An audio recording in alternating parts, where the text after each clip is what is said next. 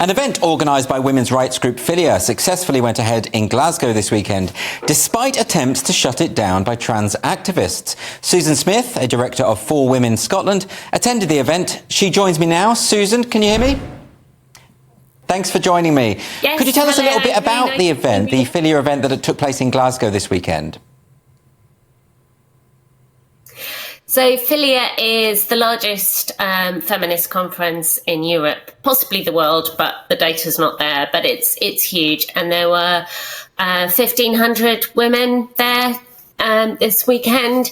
There were another, I think, 800 on the waiting list. You can get tickets. So it's a massive event.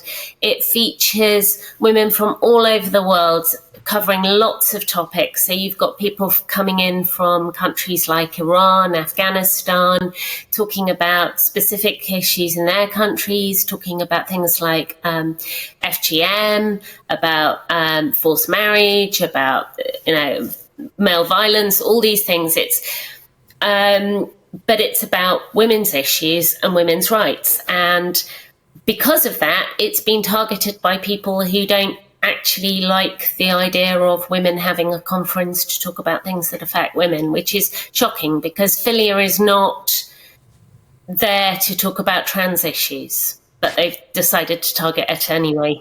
And we saw footage of people outside the conference screaming abuse at women going along to discuss their rights. It was quite shocking.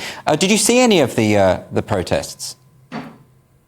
I didn't get there on Friday morning, but I saw the footage of it, and I know the individual who was leading that. He has protested events that we have done. He protested an event at at Edinburgh University not so long ago. He shouts abuse. He was shouting F you at women in the line.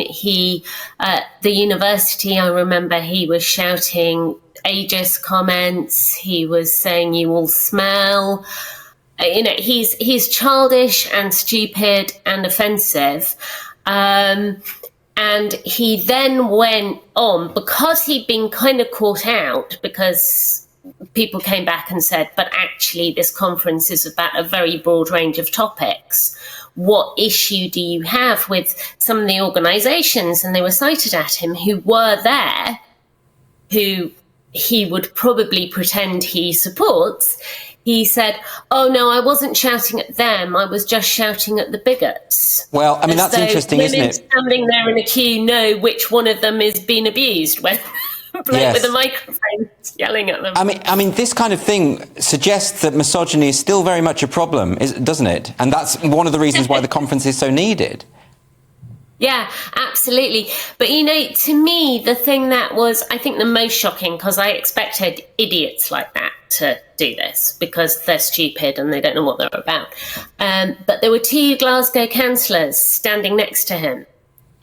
Now, one of them is trans and was quoted in the press as saying, well, I want this conference to go ahead. But it was the language of abusers, really. I want this to happen, but I want them to do it my way. Right. And then I'll let them. So that was one thing. But then there was a woman who has said she wants to make Glasgow the feminist city. Sits as the chair of the partnership Glasgow Violence Against Women, and she was outside protesting when she could have been inside engaging. And that was, to me, that was the most awful thing. And I mentioned in my speech this morning the fact that these councillors have been there.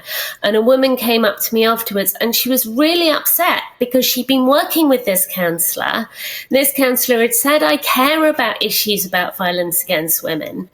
Yeah. And she was absolutely devastated to hear that she just had taken this knee-jerk reaction. She's an elected representative. She should not have been doing that. This is an amazing event, and she should have been there engaging. Absolutely. So, I mean, there needs to be more dialogue, effectively, is the message of this story.